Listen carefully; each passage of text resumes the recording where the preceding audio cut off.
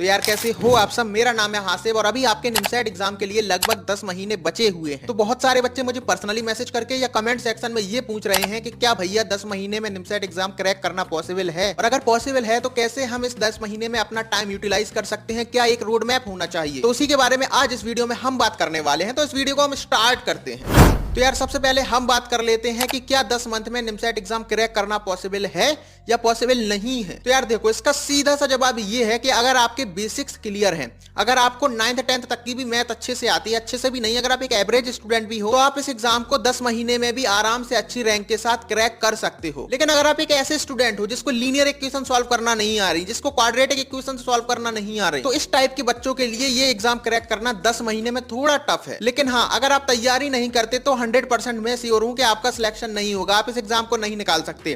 तो इसलिए अपने ऊपर डाउट मत करो, 10 महीने एक बहुत अच्छा समय है, आप इस एग्जाम की प्रिपरेशन स्टार्ट करो। और ये 10 महीने आपके लिए एक मैराथन की तरह है, जहां पर अगर आपको फिनिश लाइन तक पहुंचना है तो आपको कंसिस्टेंट रहना पड़ेगा और एक स्ट्रेटेजी को फॉलो करना पड़ेगा। तो अब आपको कैसे पढ़ना चाहिए, क्या रोड मैप होना चाहिए, उसके बारे में बात कर लेते हैं। तो अगर आप एक लड़ाई लड़ने जा रहे हो तो आपको मालूम होना चाहिए वहां पर किस तरीके की लड़ाई होने वाली है। वहां पर लोग तलवार से लड़ने वाले हैं या बंदूक से लड़ने वाले हैं। मान लो आपने सोच लिया, अपने मन से सोच लिया कि वहां पर तलवार वाली लड़ाई होने वाली है, सामने वाला बंदूक लेकर आ गया, बस आप हार जाओगे।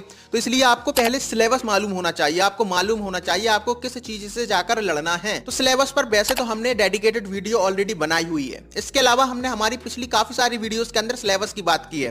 तो इस वीडियो में हम सिलेबस डिटेल में तो नहीं बताएंगे, लेकिन अगर आपको अभी भी सिलेबस के बारे में मालूम नहीं है तो आप हमारे टेलीग्राम चैनल पर जा सकते हो, जहां पर आपको एक पीडीएफ मिल जाएगी सिलेबस 2024 या 2025 के नाम से। तो आप उस पीडीएफ को चेक कर सकते हो, वहां पर आपको टॉपिक वाइज सारा सिलेबस मिल जाएगा। तो आपको 1 मिनट के अंदर सारा कुछ मिल जाएगा। तो आप हमारे टेलीग्राम चैनल पर जाओ और वहां से जाकर सिलेबस की पीडीएफ को एक्सेस कर लो। टेलीग्राम चैनल का लिंक आपको डिस्क्रिप्शन में मिल जाएगा। अब इसके बाद जो इस रोड मैप में दूसरी चीज आती है वो ये है कि इस एग्जाम का पैटर्न क्या है, यानी कि इस एग्जाम में रूल्स क्या होने वाले हैं। इस पर भी हमने पहले बहुत सारी वीडियोस बनाई हैं, इस पर डिटेल में बात नहीं करेंगे। हमारे टेलीग्राम चैनल के अंदर ही मैंने एक पोस्ट शेयर की है आपके साथ, जहां पर मैंने आपको बताया है इस एग्जाम का पैटर्न क्या है। तो आप वो भी आराम से वहां जाकर देख लेना। अब हम बढ़ते हैं सबसे जरूरी चीज की तरफ, जो कि है स्ट्रेटेजी। स्ट्रेटेजी बहुत ज्यादा जरूरी है। अगर आप एक स्ट्रेटेजी नहीं बनाते तो आप इस एग्जाम को कभी भी क्रैक नहीं कर सकते। वैसे तो इस एग्जाम को क्रैक करने के लिए आपको 2 चीजें चाहिए, एक है कंसिस्टेंसी, दूसरी है स्ट्रेटेजी। लेकिन अगर आप एक स्ट्रेटेजी बनाते हो और अगर आप उस स्ट्रेटेजी को फॉलो करते हो तो आप अपने आप ही कंसिस्टेंट हो जाते हो। मान लो आपको कोई रेस जीतनी है, मान लो एक रेस होने वाली है, लेकिन आपको ये नहीं मालूम कि वो 100 मीटर की रेस होगी कि 1 किलोमीटर की रेस होगी या 5 किलोमीटर की रेस होगी। तो मान लो आपने दौड़ना शुरू कर दिया, आपको मालूम नहीं है, आप मान लो तेज दौड़ते चले गए, आपने मान लिया कि 100 मीटर की रेस है और वो रेस निकल जाती है 1 किलोमीटर की, तो आप 200 मीटर के बाद थक जाओगे और आप उस रेस को हार जाओगे। लेकिन अगर मान लो आपने दिमाग में ये सोच लिया ये तो 1 किलोमीटर वाली रेस है, तो आप शुरुआत में स्लो दौड़ गए और वो रेस निकली 100 मीटर वाली, तो तब भी आप उस रेस को हार जाओगे। इसलिए आपको मालूम होना चाहिए आपका एंड गोल क्या है और आपकी स्ट्रेटेजी क्या है। अगर आप अपना हर दिन प्लान नहीं करते हो, महीने प्लान नहीं करते हो, 10 महीने, तो आप इस एग्जाम को क्रैक नहीं कर सकते। तो आपके पास एक स्ट्रेटेजी होना चाहिए, उससे आपको एक आइडिया लग जाता है आपको कितने टाइम में कौन सी चीजें कवर करनी है, कितने टाइम के बाद मॉक एग्जाम से देना स्टार्ट करना है, किस तरीके से प्रिपरेशन करनी है। तो अब हम स्ट्रेटेजी पर आ जाते हैं। तो आपके पास अभी 10 महीने बच रहे हैं, तो इस 10 महीने को आप 3 पार्ट में डिवाइड कर सकते हो। सबसे पहले आते हैं आपके 7 महीने, फिर आते हैं आपके अगले 2 महीने, फिर आता है आपका आखिरी सबसे जरूरी महीना। तो सबसे पहले 7 महीने में आपको क्या करना है, तो इन 7 महीने में आपको सिलेबस कवर करना है। जो सिलेबस आपने अभी पीडीएफ में चेक किया होगा वो सिलेबस आपको 7 महीने के अंदर कवर करना है। और जब आप सिलेबस की बात आती है तो सिलेबस में तो मैथ भी है, रीजनिंग भी है, कंप्यूटर भी है और इंग्लिश भी है। लेकिन आपको सबसे पहले मैथ और रीजनिंग पर ही फोकस करना है। इस 7 महीने में मैथ और रीजनिंग कवर करने का ट्राई करना है। जो आपका कंप्यूटर है लास्ट के 3 महीने में वो आप कवर कर सकते हो, क्योंकि उसका सिलेबस भी कम है। और अगर आप अभी से पढ़ोगे तो मतलब आप सारी चीजों पर इतना फोकस नहीं कर पाओगे, क्योंकि मैथ का वेटेज ज्यादा है। मैथ आती है आपकी 600 नंबर की। और एक चीज दिमाग में आप हमेशा रखना कि अगर आप 1000 में से 600 नंबर ले आते हो तो आपका सिलेक्शन हो जाएगा। तो इसलिए आप इतने ज्यादा परेशान नहीं होना इंग्लिश को लेकर या कंप्यूटर को लेकर। इंग्लिश को लेकर तो आपको बिल्कुल भी परेशान नहीं होना है, केवल 40 नंबर की आएगी। अगर आपसे बननी होगी तो बन जाएगी और नहीं बननी होगी तो नहीं बनेगी। आपको उसको लेकर टाइम वेस्ट नहीं करना है, आपको अपना पूरा टाइम देना है मैथ और रीजनिंग पर और लास्ट के 3 महीने कंप्यूटर पर। तो 7 महीने आपको अपना मैथ का सिलेबस कवर करना है। अब बात आती है क्या एक आइडियल तरीका होता है पढ़ने का। इस पर हमने ऑलरेडी पिछली 1-2 वीडियो में बात की है, लेकिन आज फिर से आपको बता देता हूं क्योंकि ये जरूरी है। इस इस एग्जाम की प्रिपरेशन का जो सबसे आइडियल वे है वो ये है कि सबसे पहले आपको एक वीडियो लेक्चर देखना है, एक क्लास देखना है, चाहे वो आप यूट्यूब पर देख सकते हो या आपने किसी कोचिंग का कोर्स ले रखा है वहां पर देख सकते हो। जैसे ही आपने वो लेक्चर खत्म किया उसके बाद आपको करनी है प्रैक्टिस। सबसे ज्यादा प्रैक्टिस जरूरी है। मैथ अगर आपको सीखनी है तो आप लेक्चर देखकर नहीं सीख सकते, वहां से आप केवल समझ सकते हो कैसे क्वेश्चन सॉल्व होते हैं, लेकिन अगर आपको अपने कॉन्सेप्ट बिल्ड करने हैं, आपको अंडरस्टैंडिंग बेटर करनी है तो उसके लिए आपको प्रैक्टिस करनी पड़ेगी। तो आपको क्या करना है, उसके बाद जो कोचिंग का मटेरियल होता है, जो डीपीटी वगैरह होती है वो सॉल्व करनी है। यहां पर आपको बुक सॉल्व नहीं करनी डायरेक्ट, क्योंकि डीपीटीज वगैरह जो होती है उसमें क्या होता है, एक लेवल वाइज वो आपको दी जाती है, पहले इजी लेवल, फिर मीडियम लेवल, फिर हार्ड लेवल। उसके अलावा जो उन्होंने पढ़ाया है उसी की वो डीपीटी देते हैं, तो आपके अंदर सेल्फ डाउट भी नहीं आते हैं कि मान लो आपने बुक सॉल्व किया, आपसे क्वेश्चन नहीं बने, आपके अंदर सेल्फ डाउट आएंगे कि मैंने टॉपिक तो पढ़ लिया लेकिन मेरे से क्वेश्चन नहीं बन रहे।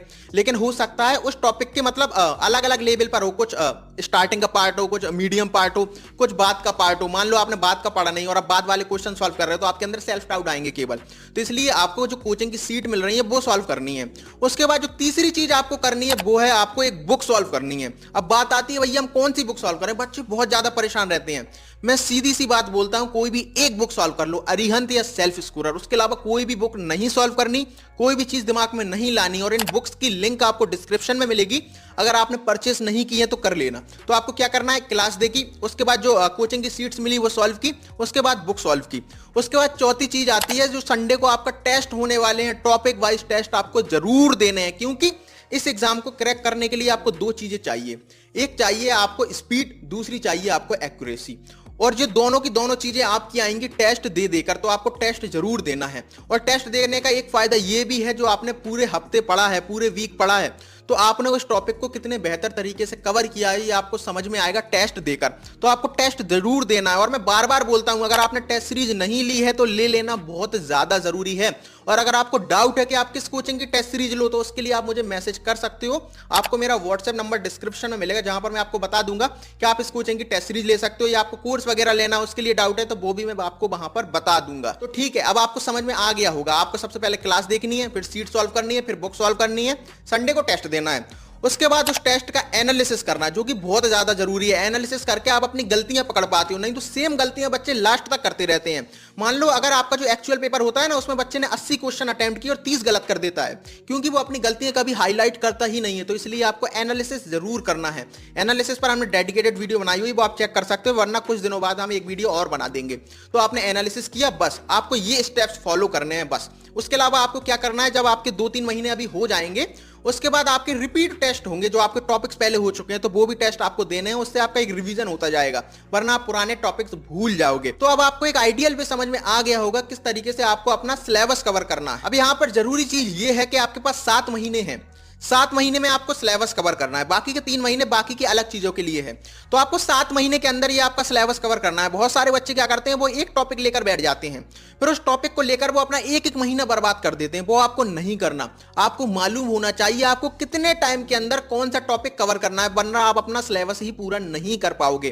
तो आपको डिसाइड कर लेना है किस टॉपिक को कितना टाइम देना है। उसके अलावा जो हमने सिलेबस वाली वीडियो बनाई है उसमें मैंने आपको बताया भी है कि आपको कौन सा टॉपिक कितने दिनों के अंदर कवर करना है, तो वो वीडियो आप देख सकते हो, उसका लिंक मैं आपको डिस्क्रिप्शन में दे दूंगा।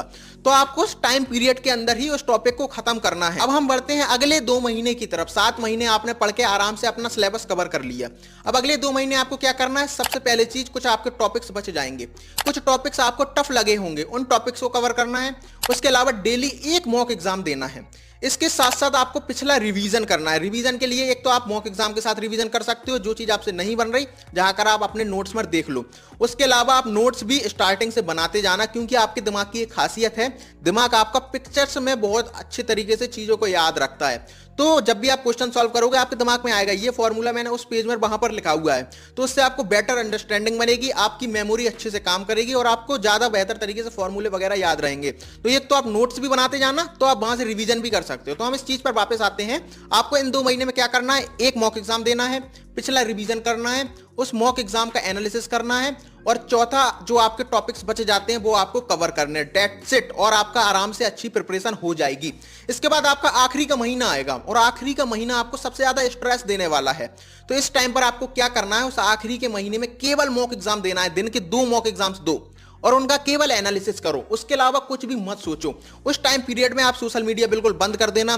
जो आपके दोस्त हैं, जो आपके ऐसे दोस्त हैं जो आपके साथ पॉजिटिव वाइब शेयर करते हैं, उन्हीं के साथ आप रहना। बाकी जो भी लोग नेगेटिव वाइब शेयर करते हैं, जिनके साथ रहकर आप कंफर्टेबल नहीं होते, आपको ऐसा लगता है, अपने अंदर सेल्फ डाउट आते हैं, तो उनसे दूर हो जाना। और उसी एक महीने में केवल 2 मॉक एग्जाम देना और एनालिसिस करना और कुछ भी नहीं सोचना। और हो सकता है आपके कुछ मॉक एग्जाम्स के अंदर नंबर कम आए, हो सकता है जो आपके टॉपिक वाइज टेस्ट हो उनके अंदर भी आपके नंबर कम आए, तो वहां पर अब आपको घबराना नहीं है। क्योंकि देखो, मैंने जैसा कि आपको ऑलरेडी स्टार्टिंग में बोला था, 1000 नंबर का पेपर होगा, अगर आप 600 नंबर ले आते हो तो आपका सिलेक्शन हो जाएगा। तो इसलिए आपको दिमाग में ये भी नहीं रखना कि 50 क्वेश्चन आने वाले हैं टॉपिक वाइज टेस्ट में, 30 करेंगे हम, ठीक है, अच्छी बात है। नहीं, एक होती है आपकी शॉर्ट टर्म लड़ाई, एक होती है छोटी लड़ाइयां, एक होता है आपका and term goal. And term goal कैसे क्लियर होगा? 600 नंबर लाओगे, क्लियर हो जाएगा। लेकिन आपको उस टाइम पर वो छोटी सी चीज ये रखनी है कि हमको इस 50 क्वेश्चन में जितने आते हैं वो सारे सॉल्व करने हैं, ज्यादा से ज्यादा स्कोर लेकर आना है।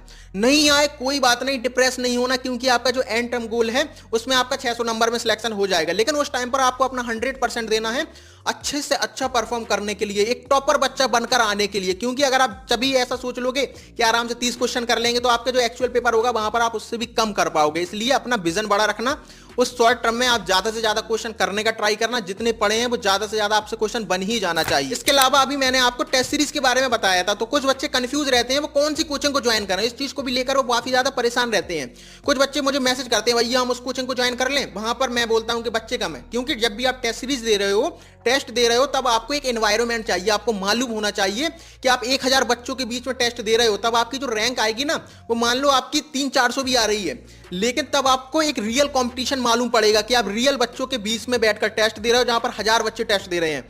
आप ऐसी कोचिंग को ज्वाइन कर लेते हो जहां बच्चे कम हैं, तो वहां पर आपको मालूम ही नहीं चलेगा कंपटीशन। आपकी पहली रैंक भी आ रही है, आप खुश होते रहोगे, लेकिन जब आपका जो फाइनल एग्जाम होगा वहां पर आपकी ऐसी तैसी हो जाएगी। तो इसलिए आपको ऐसी कोचिंग ज्वाइन करनी है जहां से अच्छे रिजल्ट आ रहे हैं। क्योंकि एक बहुत बड़ी चीज होती है माइंडसेट। कोई भी लड़ाई सबसे पहले आप अपने दिमाग में जीतते हो। अगर आप दिमाग में उस लड़ाई को हार गए तो आप कभी भी उस लड़ाई को नहीं जीत सकते। और वही चीज आती है जब आप एक कोचिंग ज्वाइन करते हो। जब मैंने कोचिंग ज्वाइन की थी ना, बहुत सारे बच्चे इस चीज को लेकर कंफ्यूज रहते थे कि यार उस कोचिंग से सारे रिजल्ट आते हैं, यहां से तो रिजल्ट ही नहीं आते, हम क्या ही करेंगे, हमारा तो होगा ही नहीं सिलेक्शन।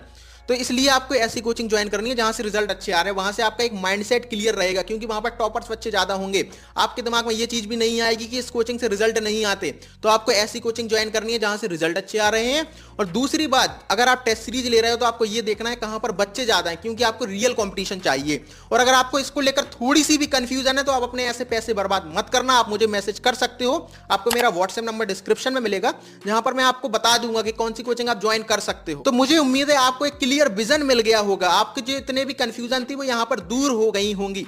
आपको अपने 10 महीने में 7 महीने में सिलेबस पूरा करना है, अगले 2 महीने में रिवीजन जो कुछ पिछला छूटा है वो करना है, एक मॉक एग्जाम देना है, और आखिरी के महीने में केवल मॉक एग्जाम से देने हैं, 2 मॉक एग्जाम, और अपने दिमाग को एकदम फ्री छोड़ देना है। और मेरा यकीन मानो, ये एग्जाम उतना टफ नहीं है जितना लोग बना देते हैं।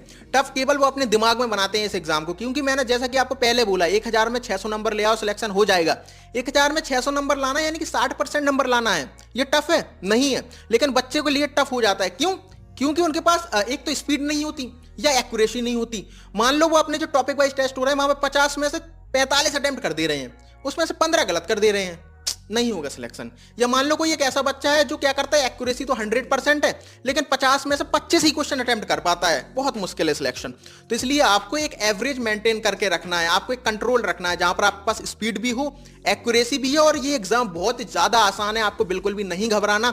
इनिशियल टाइम पर आपके हो सकता है नंबर नहीं आए, कुछ टाइम बाद आने लगेंगे। आपको केवल इस चीज पर फोकस करना है, जो मैं पढ़ रहा हूं अगर वो टेस्ट में आ रहा है तो वो मुझसे बन जाना चाहिए। और अगर मुझसे नहीं बना तो क्यों नहीं बना, मैंने पढ़ा नहीं है, नहीं पढ़ा है तो पढ़ लूंगा, और पढ़ लिया है तब भी नहीं बना है तो जाकर मैं देखूंगा, वैसे कम से कम 50 क्वेश्चन सॉल्व करूंगा। जो क्वेश्चन मेरे से नहीं बना उसके बाद वो क्वेश्चन आपसे बन जाएगा। मैथ पूरा खेल है प्रैक्टिस का। तो आई होप अब आपको सारा कुछ समझ में आ गया होगा। अगर आपके लिए ये वीडियो इन्फॉर्मेटिव थी, इस वीडियो ने थोड़ा सा भी अगर आपको मोटिवेट किया है, तो इस वीडियो को यार लाइक जरूर करना।